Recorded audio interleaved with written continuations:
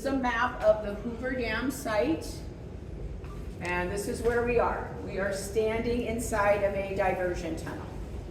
So when they began to build the dam, they needed to find a way to move the river from the construction site, and they did that by building 4 diversion tunnels.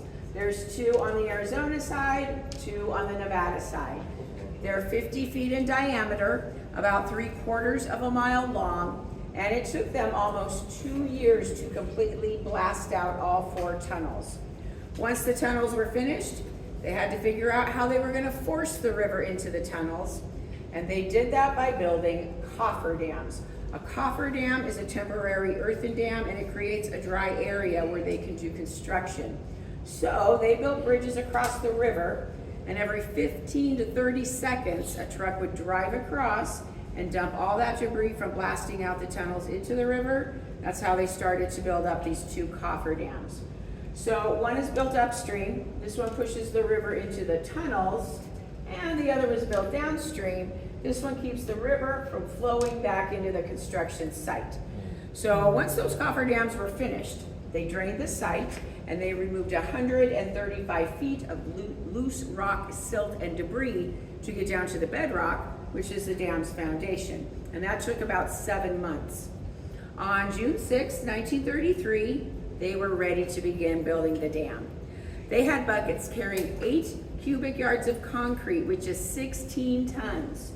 Those were delivered every 78 seconds. They did it 24 hours a day, 7 days a week for 2 years. Once they were finished building the dam, then they were ready to begin filling up the lake. They did that by closing off 3 of the diversion tunnels, by lowering heavy steel gates. They did leave 1 tunnel open. That way the river could continue to flow back downstream.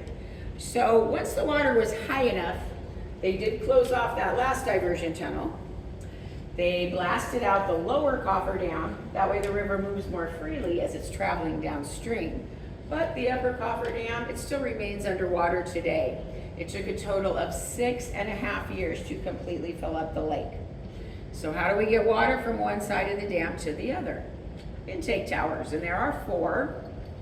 2 on the Arizona side, 2 on the Nevada side. They're 395 feet tall, and they sit up on 250-foot rock ledges. So the water flows down through them into 30-foot diameter penstock pipes, like the one that you can see out the window. So you may feel the floor vibrating beneath your feet, and that is up to 96,000 gallons of water per second flowing through the pipe.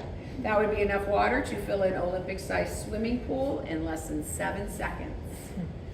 Then the water flows down into smaller 13-foot diameter pipes that leads to the generators spinning the turbines, and then it flows back down the river.